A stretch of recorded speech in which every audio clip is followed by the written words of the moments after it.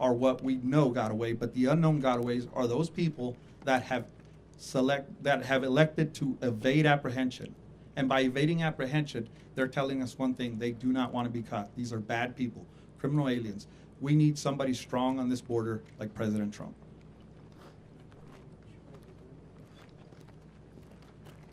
Thank you, President. August 22nd, 2017, a few months into his presidency, President Trump came to Yuma, Arizona to evaluate firsthand how his policies were benefiting the city of Yuma. It was a great visit. He spoke with over 100 AMO, CBPO, and Border Patrol agents. During that time, he shook every single one of their hands. He listened to every single one of their concerns, and he acted on that. November 19th, 2023, President Trump was in Edinburgh, Texas, serving National Guardsmen, DPS officers, and a few off-duty Border Patrol agents. During that time, he shook over 200 people's hands and listened to what they had to say. These are the rank and file. That's why that wall is successful. He listened to the men and women that were on the front lines on exactly what needed to be on that wall. He listened to what they have to say. Contrast that with Kamala Harris, and nobody can say that I didn't try to work with her. I met with her transition team. I told her transition team exactly what would happen if they got rid of his policies. We suggested policies to her within her parameters, and she refused to listen. I met with Secretary Mayorkas, again, trying to work with this administration. I supported Secretary Mayorkas' confirmation. It was a big mistake, a mistake that would never happen again. But in conveying to him, again, the policies that would actually work within their parameters, Kamala Harris completely ignored those policies. She claims that she wants a humane, safe border. Yet what she's given us is absolute chaos. We had a safe border. She could have implemented policies. She refused to do this. This election is going to come down to policies. And when you compare President Trump's policies, it doesn't matter. Economic policies, foreign policy, border security policy, it doesn't matter. You compare those policies side by side, and he wins every day. That's why we have to have somebody in the White House that is going to listen to the women and men that know what they're talking about, that are on the ground, like President Trump did before and like he will do again. President Trump will be back in the White House, and we will secure this border. Thank you, President.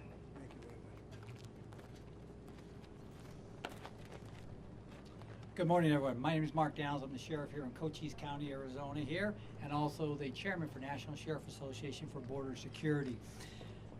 Let me just say, on behalf of America's sheriffs, behalf of my good citizens here and all those who wear a badge, thank you, President Trump, for coming here. We appreciate you. It's good seeing you again also. I will say this, my community's tired, my community's frustrated. Over the last 3.5 years, what we've dealt in this county when it comes to crime, the policies that have failed this country, the policies that have failed our citizens, and the tragedies that my neighbors are addressing silently because nobody's listening. Over the last 31 months here in Cochise County, to see the real impact of a community, we have booked 3,762 people in my county jail for border-related crimes. These are not immigration issues. These are border-related crimes up to double-digit murders. It's cost my county $12.5 million. I get $0 from the federal government on that. When President Trump took office, 6 years ago, you probably never heard much about fentanyl. President Trump's last year in office in 2020, there was a little 2 million pills seized in Arizona. Last year, there was 111 million fentanyl pills seized in Arizona. You wonder where the epidemic's coming from? It's our cartels who have been allowed to commit these crimes. And I'll say this, thanks to 51% of Congress, we have cut our DEA budgets in this country. We have less DEA agents in Arizona than we ever had before, and we lead the nation with fentanyl. I will say this, here's the community touch, our neighbors. These mountains right behind me here, we had a Border Patrol agent attacked early in the morning by 2 migrants, came across the border illegally, tried to cut his throat. Months later, had a deputy tried to interdict a smuggler at 100 miles an hour who met Mr. Trump, President Trump, this morning, almost killed. We called the chaplain because we thought he was leaving us. The impact we saw on that. The river behind you, we had the cartels trying to kidnap my deputies, my border team, to torture them.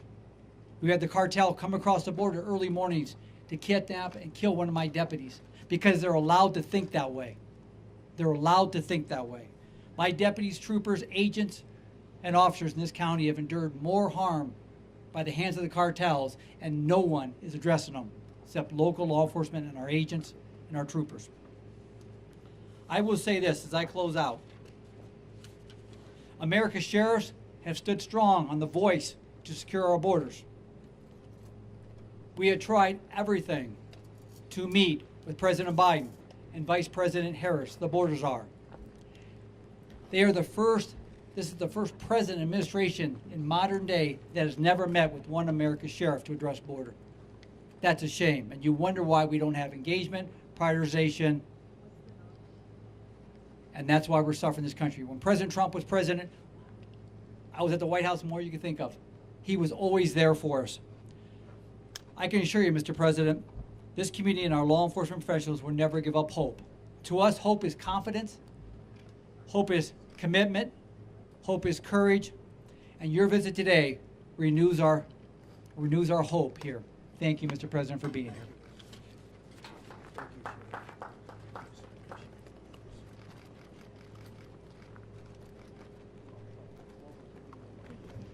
So thank you very much, everybody. It's a very sad time for this country in many ways. You had a candidate. I was no fan of Joe Biden, but the way he was taken out was a coup. He got 14 million votes, and the person running now got none. She was disgraced. She was figured out by the Democrat voters. She never made it to Iowa. She was the first one out of approximately 22 people that were running for the Democrat nomination. She never even made it to Iowa. Beautiful place, Iowa. But she didn't. Plenty of people did. And Biden got 14 million votes. She got no votes, and now she's running against us. The good news is I think we're winning in the polls based on what I'm seeing. And after the debate, we were winning by many points, as you know, against Biden. They went in to see him. They said, "You're losing. You're not going to win. You can't win. We're going to get you out." It was a coup of an American president, and it was done with anger, and he's more angry than anybody. And again, I'm no fan of his. I think he was perhaps the worst president. He was the worst president, largely because of what's happened at the border. He's allowed, in my opinion, and in the opinion of the gentleman behind me who know this better than anybody, much more than 20 million people into our country. Many from prisons and jails, many from mental institutions, insane asylums, and many terrorists. And this was, when I left, this is a very famous chart now because this chart probably saved my life. But this chart is showing, the arrow on the bottom shows that this was the lowest. This was the last week in office for me because of a horrible, horrible election where I got many millions more votes than I got the first time, but didn't quite make it, just a little bit short.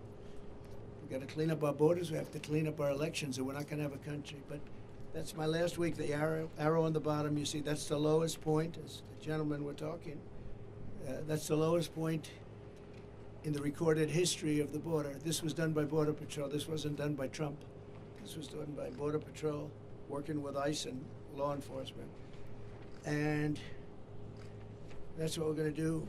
Again, if you take a look, interestingly, at all of the wall that's laying on its side, that could have been put up in a matter of weeks. It was all set to go. It was all cut out. And if you look at the top of the mountain behind us, it was all shaped, all ready to go. Could have been put up in a few weeks. Much of it's been sold for 5 cents on the dollar. It's very expensive.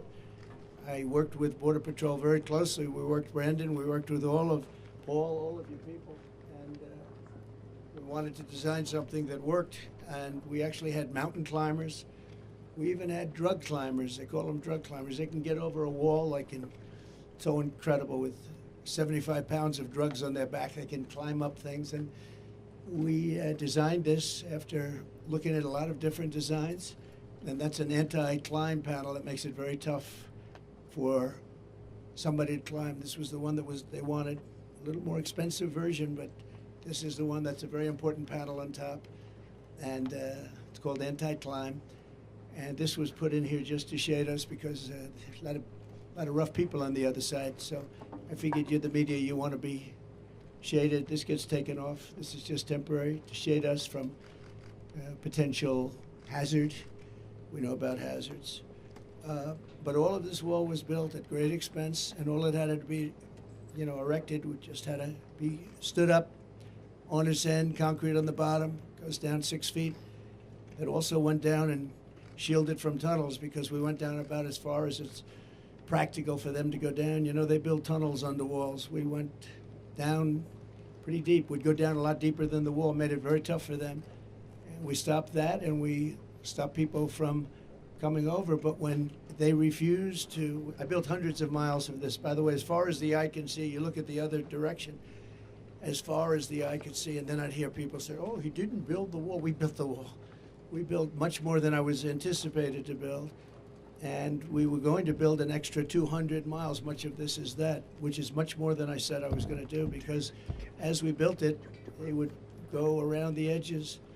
So we were going further and further out, and it worked. We had the best numbers ever, and we had them largely because of the wall and also because the Mexican military helped us, which they never helped at any time. They never helped. And we were very proud of it. So we went from the best numbers in recorded history to the worst numbers in recorded history or any other history. And we have a Marxist that's running, and I don't think you can let her. This country is not ready for a Marxist president. She will never build the wall. She doesn't want to build the wall. She's only saying if she changes her mind, it's only because she wants to get elected, because who wouldn't want to have a strong border? You need strong borders and strong elections, and we have neither. But we're going to have very strong borders, and we're going to have very strong elections soon. The people are fed up. It's common sense. The people are just fed up. And you saw it. Everybody coming from the airport saw the thousands and thousands of people lined up. It looked like Lindbergh coming in from what he did at the time. Broadway, it was amazing when you see all those people it's a long drive from the airport, and so many thousands and thousands of people. The people in my car said, I've never seen anything like that. We're in the middle of an area that's not well populated, and to have thousands of people like that is pretty unbelievable. I hope you got to see it. And I hope the press rates this story fairly, because it's a story of disgrace. We had a border czar who was the border czar. She loved the title, but she didn't want to do the work, or she's lazy, and probably more importantly than being lazy, she wants to have an open border. And you say, who would want an open border where criminals can pour into our country? And all you have to do is walk up there, if you have the courage to do it, and go to that open section. Stand there for a little while. You'll be running back here very quickly. You really have to write this fairly, this story, because you people don't want to talk about the border. You don't want to talk about the bad things that are going on in our country. We're going to end up not having a country. You're not going to have any media. We don't have media. They don't have media. They do their own media. They don't need media. But you really should cover this story fairly. Before I begin, I have some, I think, very good words on the border and what to do and how to solve the problem. We had it solved. All they had to do is leave it. Leave it. Just leave it.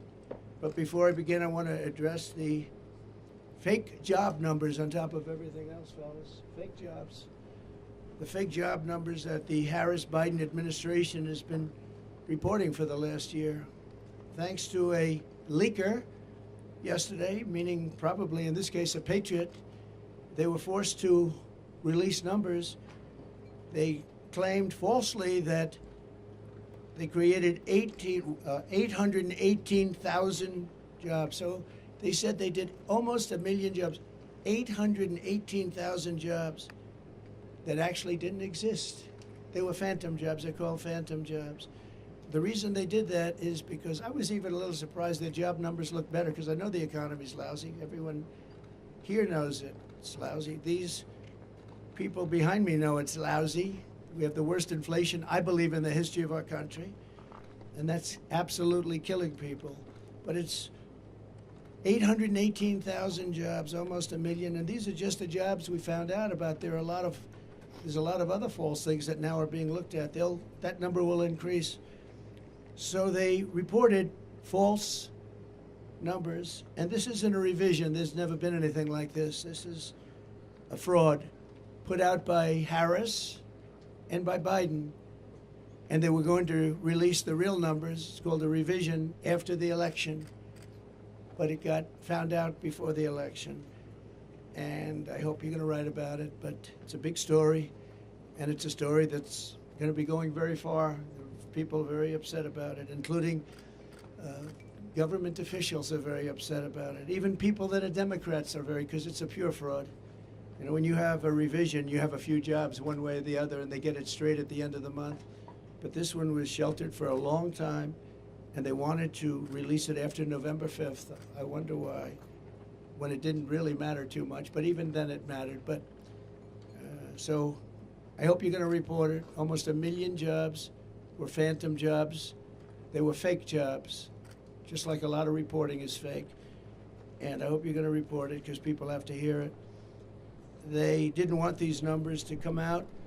And they did come out, and I really, the whistleblower or whoever it was that got them to have to do it.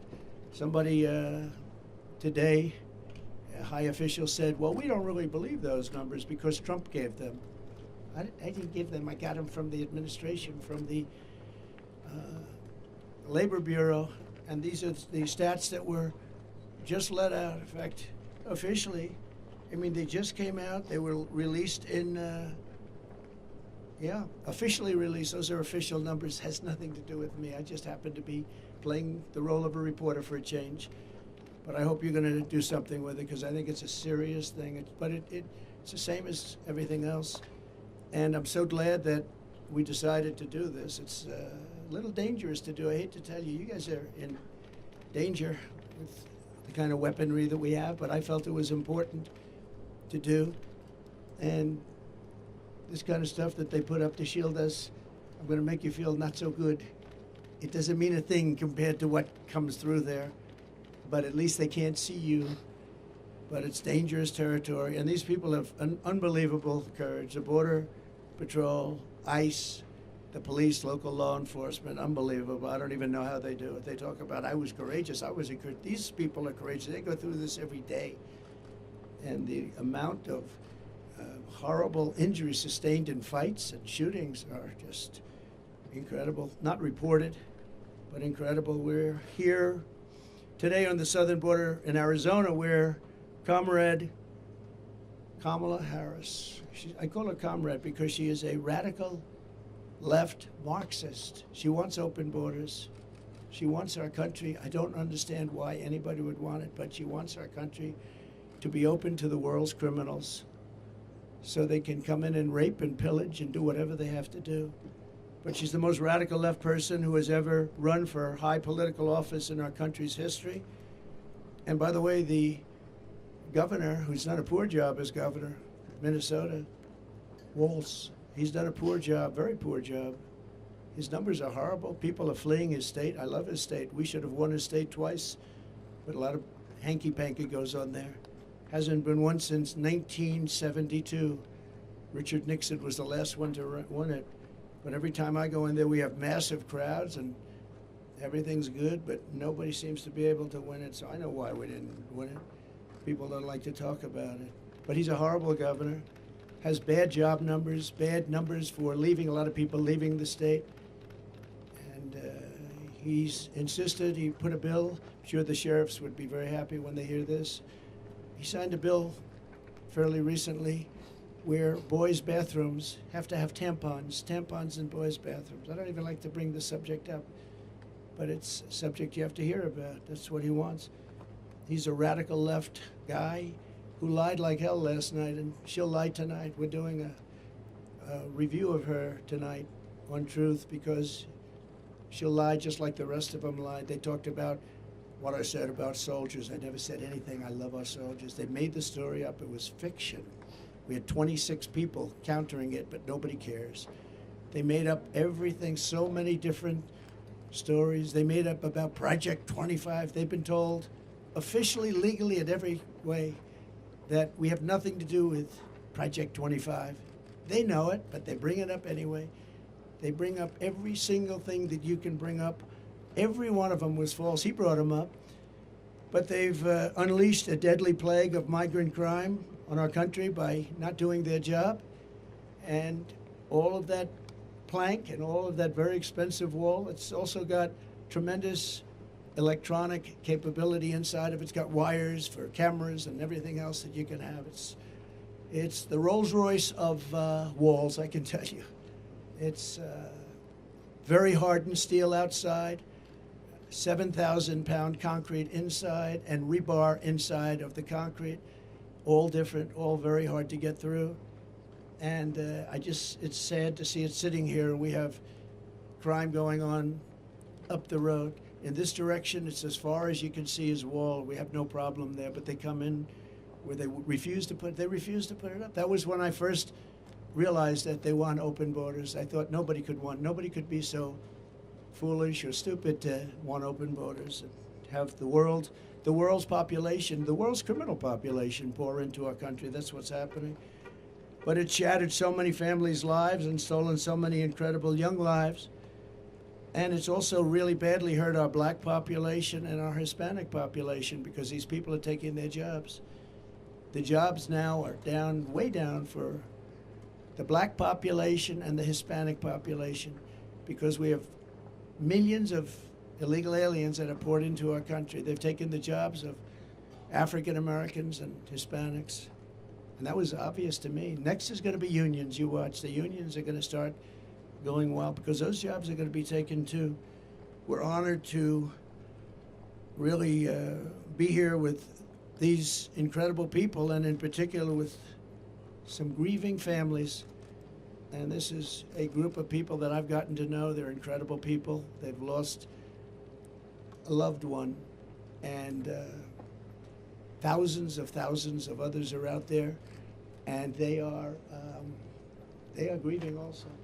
But they're not out with you and sitting in this hot sun. I will say this, that at least it gives us a good reason. We're doing something for those incredible people that we'll be talking about very shortly, because we can't let it happen to other people. We can't let what you're going through happen to other families. And you know what you're going through, as we discussed. Nobody's ever seen anything like it. All for no reason whatsoever. And these are hardened criminals pouring into our country. And then they always say, Sheriff, oh, the illegal immigrants don't commit crimes like people that live here. It's so wrong. They don't report them, but it's so wrong. They make our criminals look like babies. That's about the only thing good. Our criminals all of a sudden don't look so tough to us, right? These are the roughest people. And they're the roughest people from all over the world. Their jails are being emptied from all over the world. Their criminals are being taken from their cities. And by the way, their crime rates are way down. Their crime rates came way down. Venezuela, all of these countries, their crime rates are down. Their prison population's down. Soon they won't have any prison population, because 100% of it will be in our country. With the statement, if you ever come back, we will kill you. That's the statement they tell them. If you ever come back to Venezuela and other countries, we will kill you. But it's all over the world.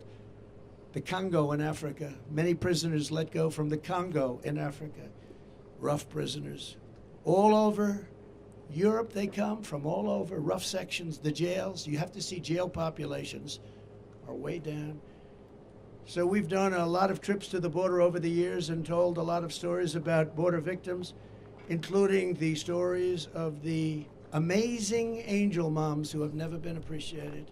They're incredible women, what they've gone through. They're going through a similar thing, and many of them, I asked about time, but this time, because many of them, this took place a long time ago with borders, and horrible people coming in, and I don't have to tell you about the crimes, but the level of viciousness of the crime was unbelievable. But they said time doesn't heal. You know, the expression time heals all wounds. It doesn't.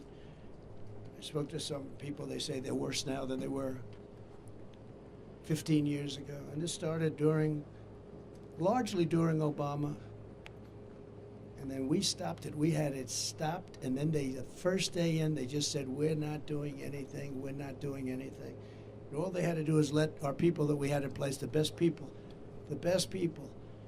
I was listening to people like Tom Homan, who was, just an incredible patriot, tough, smart, gets it, good man, but he's tough. I've been listening to all these people. They've been friends of mine for a long time. They know it better than anybody. But the level of criminality is unbelievable. It's an onslaught of violence at a level that nobody's ever seen before. For nearly 4 years, as border czar, Comrade Kamala has overseen a nation-wrecking border invasion. This is nation-wrecking. This isn't just like, oh, we're going to fix it a little bit later. Gets to a point where you can't fix it. She's allowed at least 20 million people, all illegal aliens, into our country, including millions and millions of unvetted, fighting-age men from over 158 different countries. 150. Most people didn't realize you had that many countries, right? Just recently, Kamala let in the head of a Peruvian gang who was wanted for 23 murders. Welcome to the United States of America. On her orders, Border Patrol is being forced to free tens of thousands of illegal aliens from custody week after week after week. And these are very violent criminals, too. These are the most violent criminals that you'll ever see.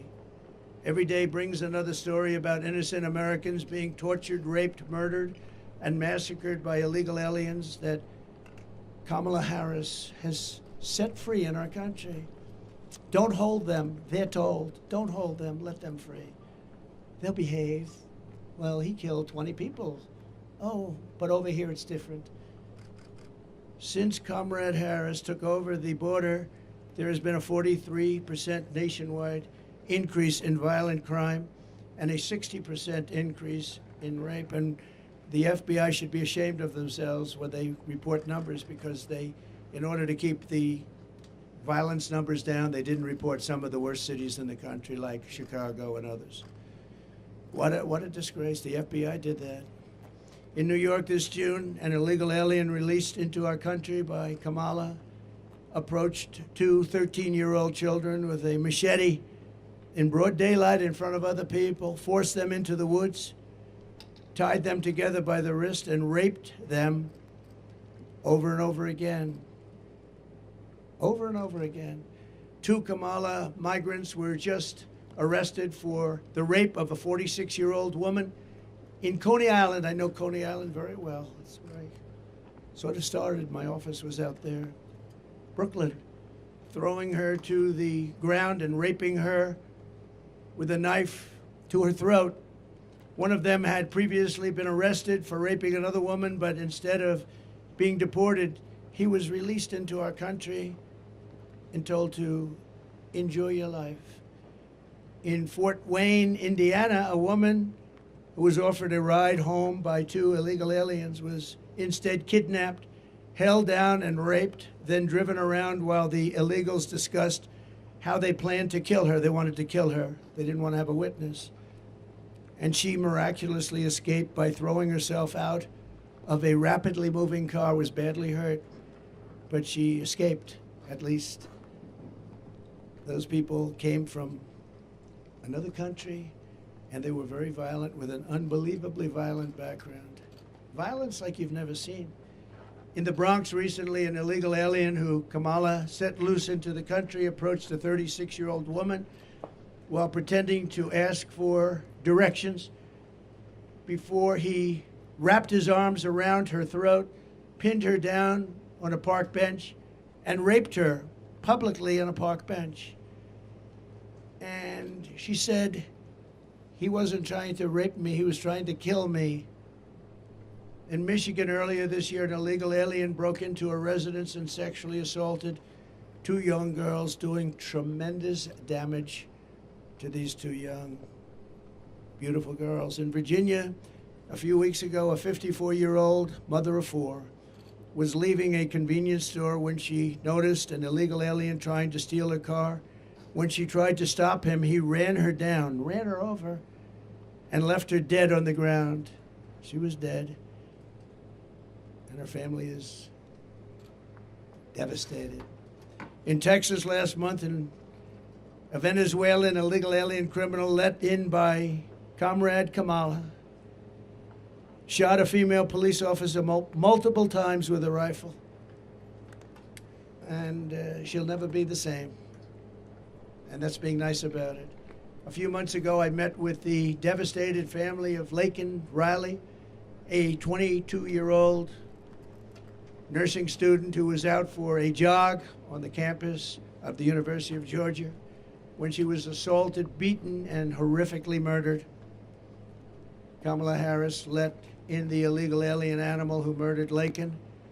This monster was in Border Patrol custody, under very strong custody. They didn't want to let him go. But under Kamala's policies, he was set free to kill, and that's what he did. Kamala let this bloodthirsty killer go free, and then he murdered beautiful Laken, #1 in her class, nursing school. Everybody aspired to be like her. She was the best student, the best everything. Beautiful girl. Then there's the heartbreaking story of Rachel Morin. And we're joined today by Patty and Michael Morin, Rachel's mother and brother. And I met with them, we had lunch, and they're devastated at a level that nobody can really imagine. Rachel was a cherished 37-year-old mom, beautiful woman of 5 incredible children who adored their mother more than anything in the world. They loved their mom. Earlier this year, while Rachel was out on a run, she wants to keep herself in good shape, and she ends up getting killed. In her neighborhood, she was brutally raped and murdered by an illegal alien who was led into America by Kamala Harris and her policies of stupidity. Savage person who committed this heinous crime first killed another woman in El Salvador before walking across our open border. Just walked right in. They didn't have this then. He then attacked a 9-year-old girl and her mother in a home invasion in Los Angeles where they were very badly hurt before murdering Rachel. And the area where Rachel lived in a very different part of this country. It was cold-blooded murder. Patty and Michael, I would just, first of all, thank you for being here. I know it's tough, but they want to let people understand what's going on here because this can't happen to other parents and sisters and brothers and husbands. So if you would, I'd love you to say a few words. Thank you. Please.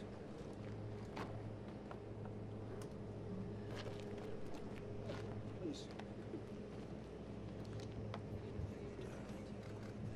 Thank you. Take care of yourself. Absolutely. No. I was just thanking President Trump for the invitation to come and to share Rachel's story. Rachel was 37 years old. She had 5 children. She worked. She owned a small business. She worked very hard to support her family. And the trail that Rachel ran daily was a trail that we as a family would walk over the last 25 years that we've lived in Maryland. It's a very safe, small trail, very public, very open. Moms with baby carriages go down this trail. It's very safe. I was in Kentucky. We had a grandbaby that had passed away. When I got a phone call from my son, and he said, "Mom, there's somebody here that would like to speak to you." And when I said hello, the person on the other end said, "Hello, Mrs. Morin. This is Detective so-and-so. I'm the lead detective on this case. There's no easy way to tell you this, but we found your daughter's body. And if they find the body, you know that she's dead. They wouldn't say, we found Rachel, she's alive.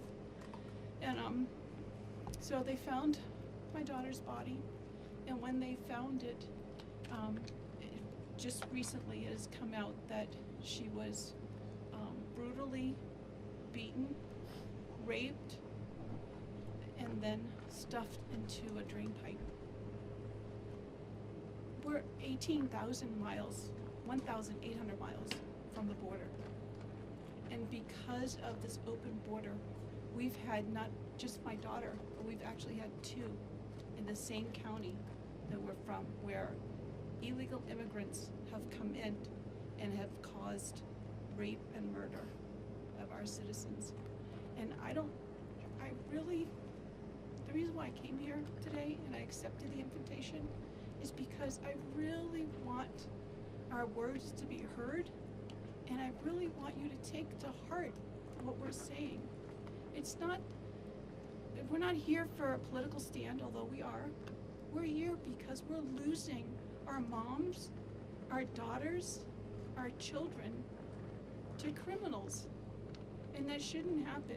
We should be taking care of our country, our people. And the only way I believe that's going to happen is if President Trump is reelected as president. And we close up this border and we put policies back into place that were there before, instead of this open border thing. We're gonna end up being a third world country if it continues this way.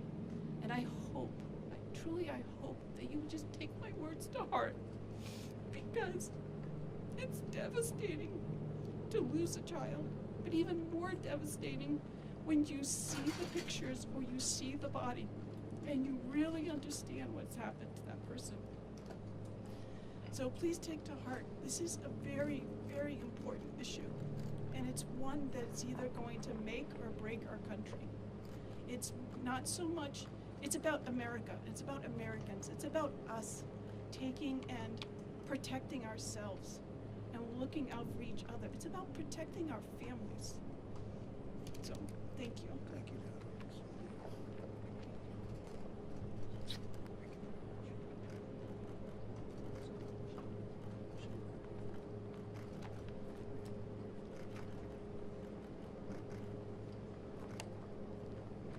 Thank you very much. Boy, and a story after story like that.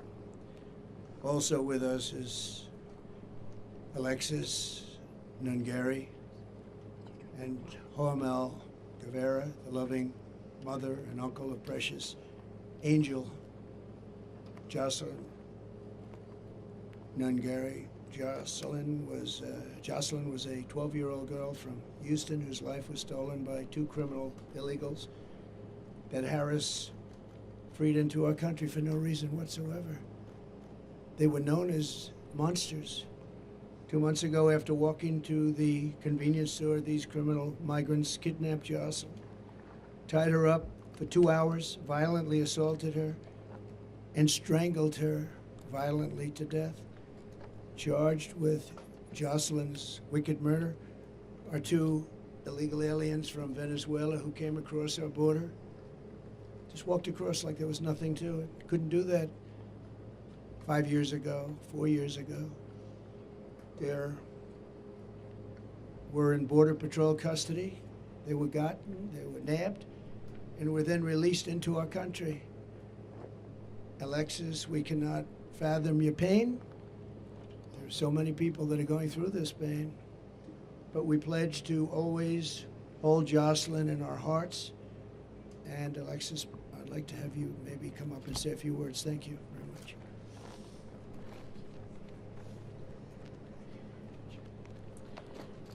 So I would love to thank Donald Trump for giving us this invitation to be here and to say a few words to the staff that's been so kind to help us in this very hard time.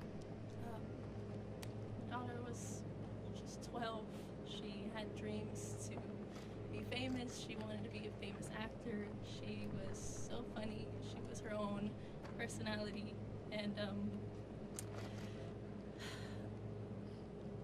it's been very hard. It's been very hard. June 17th was the day her life was taken. She was left with no clothing from the waist down, was thrown in a bayou, left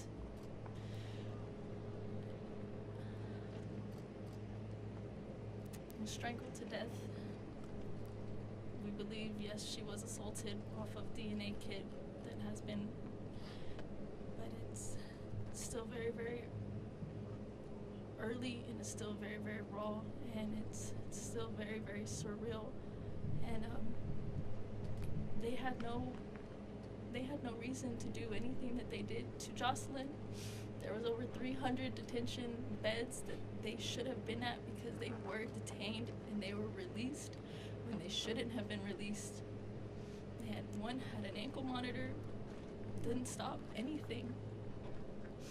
So now I have to go through the rest of my life with my son, always asking for his sister.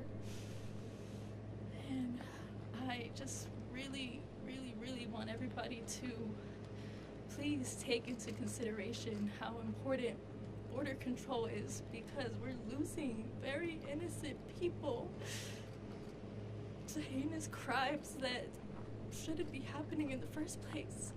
So please, please, I really hope everybody can hear my pain, to just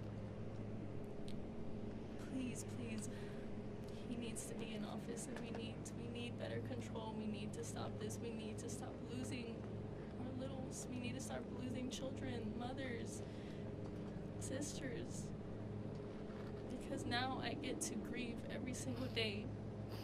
Every milestone that hits gets harder because she's not there for it. She was gonna be a 7th grader. She had her whole life ahead of her. Her whole life ahead of her, and it was viciously taken away by 2 evil, evil, heinous monsters. So thank you again for taking the time to listen to my words. And please, help him make a change. Thank you. Thank you.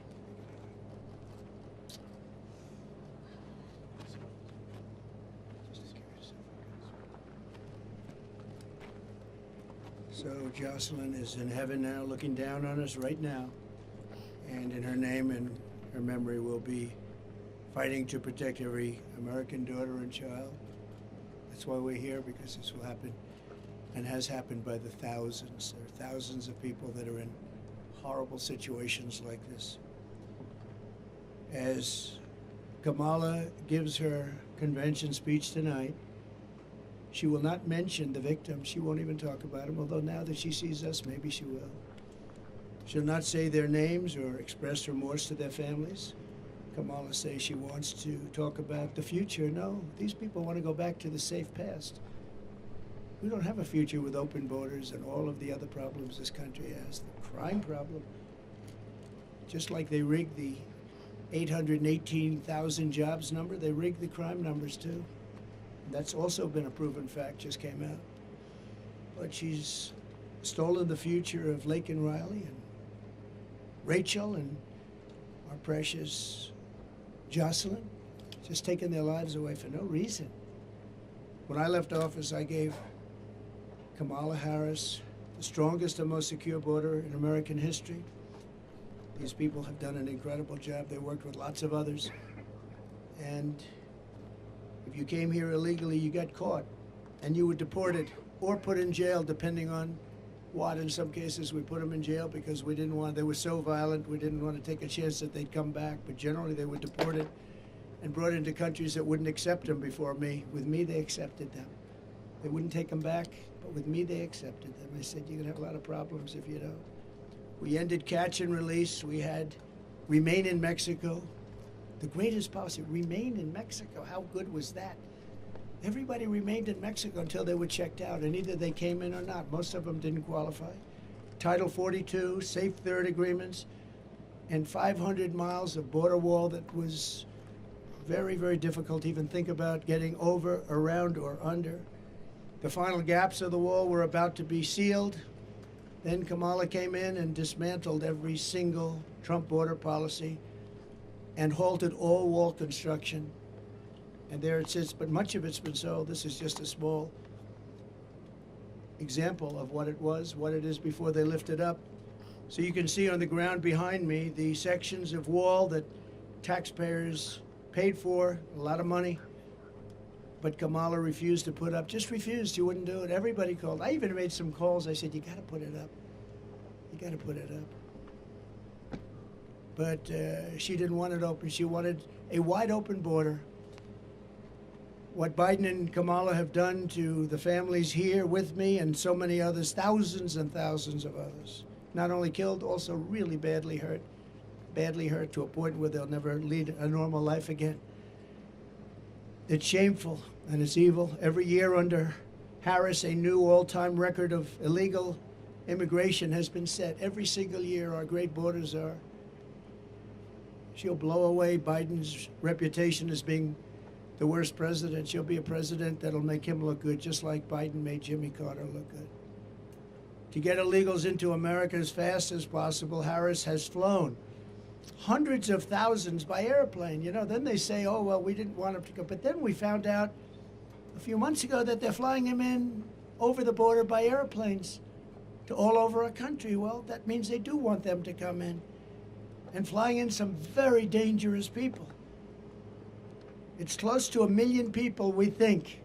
Close to 1 million people were flown in over the border, and she's trying to say, well, we're in favor of borders. She just started this a short while ago. She's even launched a smartphone program that gives fast pass entry to thousands of illegal immigrants, all coming very quickly. You use the smart pass and you get immediate access into our country. Can you believe this? And then they're trying to say we believe in borders. They're flying right over our heads, right into the middle states, all over. Every border, and you've heard this, every border, you look at the different states, and put another way, every state is a border state now when you think about it, because they just come right past here and they get taken to other states that never even thought of a problem like this. And those are not happy campers. According to a new DHS report, Kamala Harris also lost more than 300,000 migrant children that she allowed to be trafficked into our country. These children are gone. Many of them are dead, and nobody does anything about it. 300,000 children are missing. Can you imagine that? Can you imagine if that were a Trump administration, be the biggest story in history? Nobody even talks about it, just like they don't talk about the fact that Joe Biden got $27 million from different countries. And they don't talk about that, him and his family. Just came out from Congress. Nobody talks about it. I do have some good news, though, for the people standing behind me in particular, and maybe for some of the press that wants to hear good things. The Supreme Court just ruled that you're not allowed to have illegal aliens vote. Just came out just before I walked up. So illegal aliens are officially not allowed to vote in our country. And I give great credit to the Supreme Court. They have great courage in doing what they're doing. It's not easy, but that was one that everybody was hoping for. You know, a vast majority of people agree with that. It's a very small amount of people that don't. Who would want that? So thank you very much. And she's really provided Harris deportation immunity to the vast majority of criminal aliens living inside the United States. They've got immunity. They really have immunity. And importing MS-13 directly into our cities. MS-13 is the most vicious gang we feel. If I ask the sheriffs behind me, I think probably considered the most vicious gangs in the world. Wouldn't you say, Brandon? It's never seen anything like it. It's not even believable. I won't tell you about it. It's not even believable. As the DA of San Francisco, Kamala Harris was the godmother of deadly sanctuary cities. She was considered the godmother. All they're doing is protecting criminals, which set loose illegal alien criminals rather than hand them over to ICE, who are doing an incredible job. Under a program Kamala set up, an illegal alien arrested on drug charges in 2008 was set free to enjoy job training A short time later, that same illegal alien attacked a 29-year-old beautiful young woman, Amanda Kiefer, stealing her purse and fracturing Amanda's skull. It was vicious and horrible, and Amanda's here with us, and I'd love to have Amanda come up and say a few words. Thank you.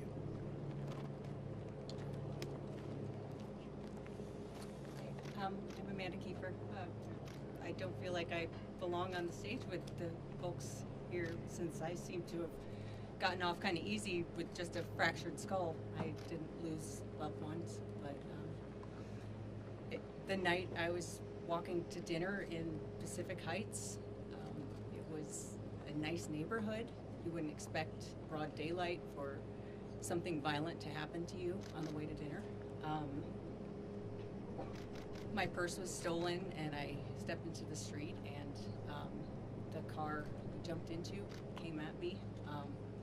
I jumped up on the hood to avoid getting run over, and he floored it and hit the brakes. The police were great. They had caught him and his accomplice in a really short time, because I remember being on a gurney in the hallway of the hospital, and I had to ID them. They were laughing as they fractured my skull. What was really the worst part about it all, though, is when I found out that taxpayer money was paying for job training for this guy who avoided going to prison for the first felony he committed for jobs he couldn't legally hold. It was kind of a wake-up moment for me, and I moved out of San Francisco because I didn't feel safe here. And I don't think our country is going to be safe under Kamala Harris.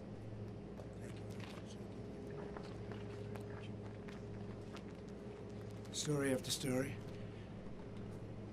Kamala has called for the abolishing of ICE, the closing of every ICE detention facility, and the releasing of some of the most vicious criminals anywhere in the world by doing so.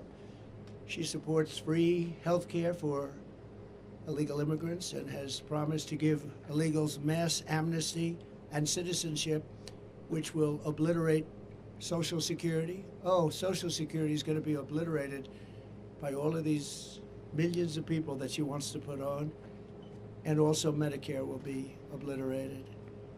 I'm going to save Social Security. I'm not going to touch it. We're going to make our country strong, but they're going to obliterate it. She also feels extremely strongly about defund the police. She wants to defund the police. And anytime somebody wants to defund the police, you're never going to get them back to being normal. The police have to be taken care of. They're the best thing we have going to protect us. They know exactly what's going on. When we do deportation, they know every person out there, and they know the middle name, and they know everything about them, and they know all of the bad ones. They know the really bad ones. It'll be a great help. We have to get the criminals out of our country immediately. Kamala is always going to have open borders. If Comrade Harris has the chance, she will allow more than 100 million illegal aliens into our country. Our country will be overrun, and essentially it won't be a country. It will be not governable. With us today are leaders of the National Border Patrol. You've known them, you've met them. I don't have to go over, but I want to just thank them for the incredible job they've done. I've worked so well with them. Paul Perez has been unbelievable. Past President Brandon Judd, unbelievable. Sheriff Mark Daniels has been incredible. I watched him on television today. He did a great job of explaining this crazy situation that we're in. Sheriff Chris Heiser. So I want to just say, you're here, and Paul and Brandon, Mark, and everybody, I want to thank you so much. It's incredible the job you do. Such a dangerous job. I actually did. I came in, I met one of the Border Patrol who was badly wounded. I said, "Are you okay?" It was a while ago. He said, "Yes." I said, "What happened?" "Well, my leg is broken, my arm was broken, my back was broken, my neck was broken, my skull was fractured." He went through a list of things. I said, "That's unbelievable." When we win this November, we will end the Kamala Harris border nightmare once and for all. We'll get it back very strong. We will also end the inflation, a bad economy, and we will be respected very shortly all over the world again, as we were by other countries. The choice is simple: Kamala's mass amnesty of criminals, or President Trump's mass deportation of criminals. I think that's pretty easy, in addition to all of the other things. There are many other things that are equally as bad but not as obvious. With your vote, we will seal the border, stop the invasion, and launch the largest deportation effort in American history. We will impose tough new sentences on illegal alien criminals. These include 10-year mandatory minimum sentence for anyone guilty of human smuggling, a guaranteed life sentence for anyone guilty of child trafficking, and a death penalty for anyone guilty of child or woman sex trafficking. We'll also impose the death penalty on major drug dealers and traffickers. In other countries, on their immigration papers, there is a statement that says, "Death for drug traffickers." Big letters, big bold letters, 10 times the size of everything else on the page. I saw it this morning. And those are the countries where they have no problem with drugs. Many of them, actually. We will also impose the death penalty for anyone killing our police, sheriffs, Border Patrol, ICE, or law enforcement officials. The death penalty with a quicker trial, not a trial that lasts for 15 years and everybody gets exhausted. We will liberate our country from the illegal alien drug dealers, robbers, murderers, gang members, and child predators. And we will make America safe again for our citizens and make it greater, stronger, better, more beautiful than ever before. And I want to thank you all, and especially our 4 very special people. 4 very special people. And sheriffs and law enforcement, I want to thank you so much, because this job is so dangerous. It's not even believable. You pull over a car, they open the door and they start shooting you. That happened in Long Island with a great young man with an incredible family. I went there. Same thing. So we have to stop it. We have to bring our country back. We have to use common sense. You don't have to be conservative or liberal or progressive, as they like to say now. They don't like the term liberal. Republican, Democrat, it doesn't matter. We have to have strong protection in our country, or our country's going to wither away and die. We need a military. We need our great police to be loved and respected, and they will be again. Right now, if somebody does something that's a little bit on the tough side to stop something that's very bad, they end up losing their pension, their life, their car, their house. They lose their job. They lose everything. We're going to give immunity to many, many people so that they can do the law. But again, I want to thank you. I want to thank the media for being here. I hope you can report the story the way it is. It's a very sad moment for our country. We have some very bad people trying to get into office, and if we don't stop them, our country has no chance of greatness. Thank you very much. Thank you. Mr. President, you said that local law enforcement will be able to help find the bad undocumented migrants. Yeah. How will your administration go about the mass deportation of illegal migrants across the country? We'll work with locals, and they're going to bring them to us, and we'll get them over the border, and we'll make arrangements with the countries, and the countries will accept them back. And if they don't accept them back, we do no trade with those countries, and we charge them big tariffs. Mr. President. Can you comment on the airing end of RFK Jr.'s campaign? Did you talk to him in the last couple of days? Does he plan on endorsing? I haven't, but I'm hearing reports. I have a lot of respect for RFK Jr., you know that. I've known him a long time. Very smart, a little bit different, and that's okay. But he's a very smart guy. He's loved by a lot of people, and I'm hearing that he wants to leave. Don't forget, he was treated very unfairly. I think he would have beaten Biden in a primary, the Kennedy name and him in particular. I think he would have beaten Biden in a primary, and they made it impossible. They said you have to get 70% of the vote just to qualify or something. They created standards that nobody could have met. Biden couldn't have met him. And I think he would have lost Biden, and they really treated him very badly. Then he went out as an independent, and it's a tough thing to do, independent. You know, it wasn't set up that way, the country. It's really a two-party system, whether people like it or not, Republican, Democrat. And I have spoken to him in the past, over the last number of months, but not recently. But there are rumors that he's going to make an endorsement. That would be a great honor for me. Great honor. Mr. President, Mr. President. Tomorrow at your rally outside of I don't know. I can't say that, but I know we're in the same state, so we're not very far away. But I can't tell you that yet. No plans have been made at Mr. this President, moment. Brian? Yes, sir. As a parent, I'm hearing these stories. You're a parent yourself. What was going through your mind when you're hearing all these just horrible stories about losing their children? What was going through my mind is that, and I almost hate to say it in front of them, I don't know how they take it.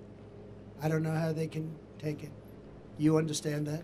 I think probably most of the people still. No. How do you take it? How do you do it? It's, I mean, it's like devastating when you see what happened. And these are incredible people. These people are incredible people. I got to know them. They're unbelievable, and they loved like as much as you can love someone. I spent time with all of them, and what goes through my mind is I don't know how the hell they take it. To be honest. Yes. When you talked about Edinburgh, Texas earlier, visiting them, it was a big deal for those small border communities. It's a big deal when you come here. Obviously, the border means a lot to you. A lot. Your campaign. Always has. So why not support that bipartisan border security bill? And how do you get people on board with all the things that you talked about, the policies that you just laid out? How do you get people to come to the table? Ready? Yeah.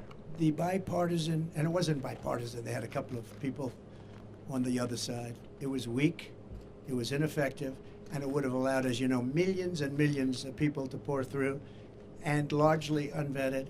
It was a horrible bill, it was a weak bill, and they don't need a bill. All Biden had to do is look to the border and say, close the border. He didn't need a bill. He knows that. They didn't want a bill. The bill was terrible. If it was good, I would have approved it. The House passed a bill before that. I'd approve that bill right now. That was a real bill. But this bill was a weak bill, and it was a shame that they got a Republican. They got somebody who's a very good person, by the way, but they got him to lead it. But it didn't make any difference. If they wanted to close the border, which they don't. They'll have 100 million people come in and totally destroy, ruin our country. If they wanted to close the border, I didn't have a bill. I said, close the border. I said, Brandon, close that border, Brandon. And what happened? He closed the border. They all did. Paul, the whole group of them, this group is incredible. They closed the border. I looked at him, I said, we don't have a bill, we don't need a bill, close the damn border. They closed the border. They could do the same thing. Well, it's happening now, though. The encounter numbers are extremely low right now. So that's No. done. Right now, what's happening is people are waiting to see what's going to go with the election. And wait till you see what happens after the election, one way or the other. But right now, you take a look at the numbers for the last year. They're horrendous, absolutely horrendous. And it's also election time, don't forget. They want to put on a little bit of a squeeze. All they do and all they want to do and all they have to do is say, Biden, although I'm not sure, you take a look at, nobody even knows where he is. He's on a beach someplace, but he could even do it from the beach. Close the border, and the border is closed. They will close the border immediately. That's what I did. But we had great people. We've lost a lot of those great people because they want to be respected, and they weren't respected because of this administration. And the worst person in, far worse than Biden, was Kamala. That's why I call her comrade, because she's a radical left person who really wants to have an open border. She'll never close the border. She'll never drill for oil and gas. She's not going to do it. She might do it for a couple of months. She stopped, and that's where the inflation came in. Then she went back to the Trump policy. What they don't say is that if I were there, I'd be now 4 times higher than I was at that moment. But the gasoline prices are still very high right now. But they would have been double if they didn't go back to the Trump policy of drilling. But we would have been close to 4 times higher. We would have been energy dominant. We were energy independent. They would have been energy dominant. But if I want the border closed, if I'm the president, I don't need a bill. I just have to say close the border, and they close the border. Mr. President, if you get back to the White House, are you confident that you can reach a consensus with Democrats and how to fix the border? Well, I think right now you look at it, and I'm one that believes that we want to unify our country. But when you have an issue like this where some people, and I don't happen to believe it's the Democrats. I think it's Democrat leaders that want the open borders. I think it's Democrat leaders that say, we don't want voter ID. We talk about elections. I always start, okay, we start with voter ID. We don't want voter ID. He said, no, everything has ID, identification. They say, we don't want any identification. We don't want it. Now, there's only one reason, so we can't even negotiate after that, because they don't want voter ID. So I say to them, why don't you want? Well, we just don't want it. We think it's discriminatory. They have all sorts of excuses. They don't want it because they want to be able to cheat. And we want voter ID. And we want same-day voting. And we want paper ballots. And we want proof of citizenship. Very simple. You know, France did it. France went to 38 million votes, and they did it because they had mail-in ballots, and they were very unsafe, very bad. They had tremendous problems. And they went 2 years ago with an election and worked out incredibly. 10 o'clock in the evening, they had 37 million votes. They were all counted, and there were no problems. That's where our country should go. But the Democrats don't want to go there because it doesn't allow them to cheat. Okay, how about one more? Mr. President, you have a lot of support from your policies. Today there was a manhunt going on in this county. Somebody made death threats to you. Did you hear about that before coming? No. What are your thoughts coming down here? Some people told me it's dangerous for you to be here. I've heard it's dangerous, but I also have a job to do. I heard it's very dangerous. I haven't heard about that. They probably want to keep it from me. Thank you for telling me. Let's get out of here right now. No, thank you very much for saying. But no, and I have great respect for Secret Service, the job they do, including a month and a half ago when they were jumping on top of me with bullets flying right at them. So mistakes were made, and they're going to learn from the mistakes. But I have great respect. But no, I haven't heard that. But I'm not that surprised. And the reason is because I want to do things that are very bad for the bad guys. So I have heard it's very unsafe to make this trip. There were some people that really didn't want me to make it. Yeah. You have a lot of Families support. and children under your mass deportation.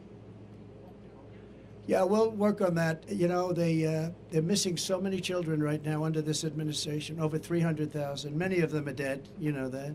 Many of them are dead. Many of the hostages in Israel are dead.